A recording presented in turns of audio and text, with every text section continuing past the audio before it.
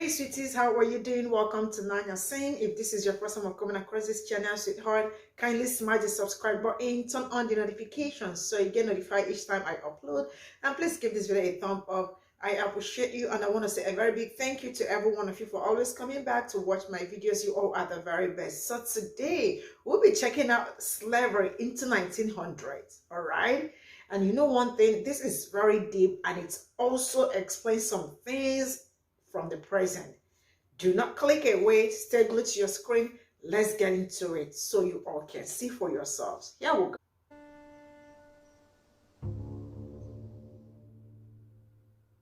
I grew up in Monticello, Georgia, which is a small town about 90 miles south of Atlanta. My paternal grandmother was the daughter of John S. Williams. He died long before I was born. But I heard from my uncles, from my father, from people who knew him that he was a wonderful man. He was well respected in the community. In 1921, almost 18 years after the peonage trials, federal investigators visited the Williams farm to follow up on reports that he was holding peons. There's a group of black men out in the field. The men are obviously terrified, unwilling to say almost anything. They're emaciated. They clearly have been terribly abused. John Williams suddenly appears. He pleads that he didn't know this was against the law, that he'll do better.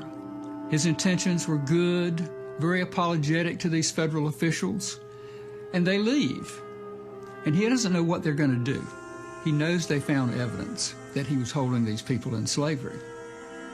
He talks to his foreman, Clyde Manning, and says, as the court transcript said, we've got to do away with these boys. The family story was that he had worked prisoners on his farm, that they were hardened criminals and they had been put in the penitentiary for a long time. And one night, a lot of the prisoners tried to escape. And he, along with other farmers who were working these men, tracked them down and in the process of recapturing them, killed some of them. Then sometime later, the story came to light for me. It was, of course, totally different from the story that I had heard. Systematically hunted and murdered 11 black workers. Some were bludgeoned. Others were weighted down with chains and forced into a nearby river. Another was made to dig his own grave. And it came to light only because a little boy was fishing down by the creek where they'd thrown some of the bodies, and one of the bodies came up. In the spring of 1921, Williams and Manning each faced an all-white jury in a Georgia state court. Both were found guilty and given life sentences. Within a decade, both had died in prison. Williams was the first Southern white man since 1877 to be indicted for the first-degree murder of an African American. It would not happen again until 1966.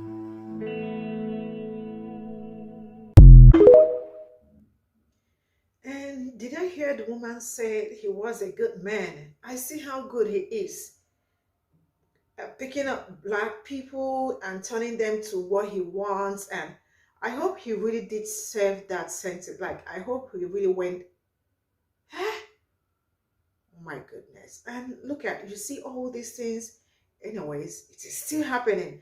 And sometimes, like, it's about social circle, you know, it's so much hidden story in like some people's hometown, and there are so many people, I mean so many people, white people know so many things about what their grandfather or their great-grandparents did. Some are still hiding it. I hope some people will eventually come up someday and, like, you know, and speak up.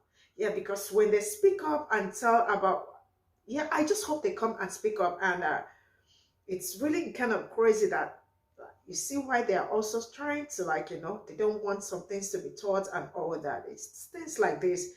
And it really, this video really made me very sick, and I have no words to describe how I feel. And I'm so sorry that, you know, for the people that went through all these horrible things. And yeah, it's really so sad. Anyways, let's get into the next one and see what they have to say.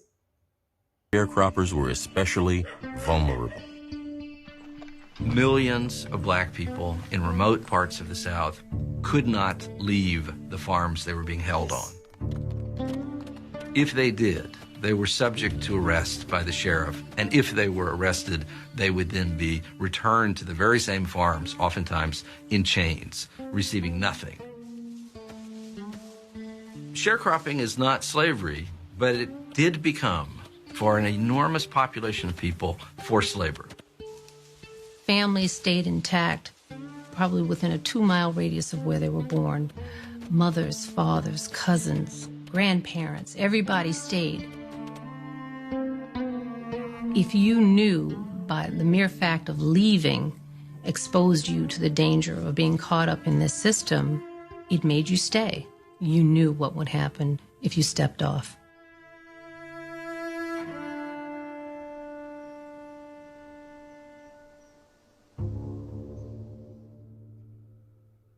I grew up in... Had been with my folks since 1895. And so they sort of been with the family a long time. And you get an old age assistance check, don't you? Yes,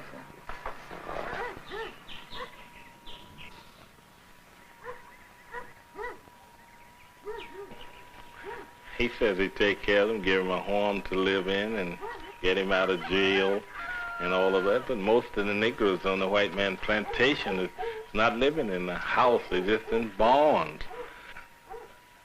The white man get everything they make. So there's nothing left for the man and his family. Well, that's the way he set it up a long time ago, and it's still going that way.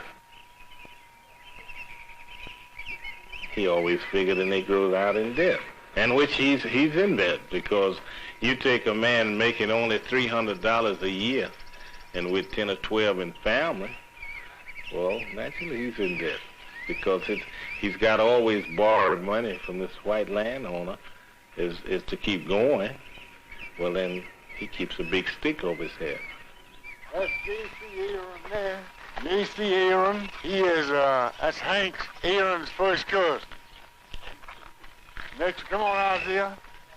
That's Isaiah Jones there, Nixon. Come on out there, Willie, where you can see you. That's Willie Lee Watson there, the big one, long one. Who else around there? Leroy? Come on around there. You and whoever that is. Is that Nathan? Come on, Nathan. That's another first cousin there. That's Nathan Aaron with the red shirt on. That's Hank's first cousin, too. Come on around there, George Jones. That's George Woods there. George Jones. Leroy Woods. That's all of them have crops here. They work here when they're not needed at home. Come on out in front there where they can see you along there. All right, so I believe that's about all of them. All right, y'all all like it, all right? All right, this is. And he had been brainwashed. Now, we can say one thing, the white man is good and brainwashed. He brainwashed him into thinking that the only way that he can live is just to cry on the shoulder of the great white father. And most of them feel like that, you know.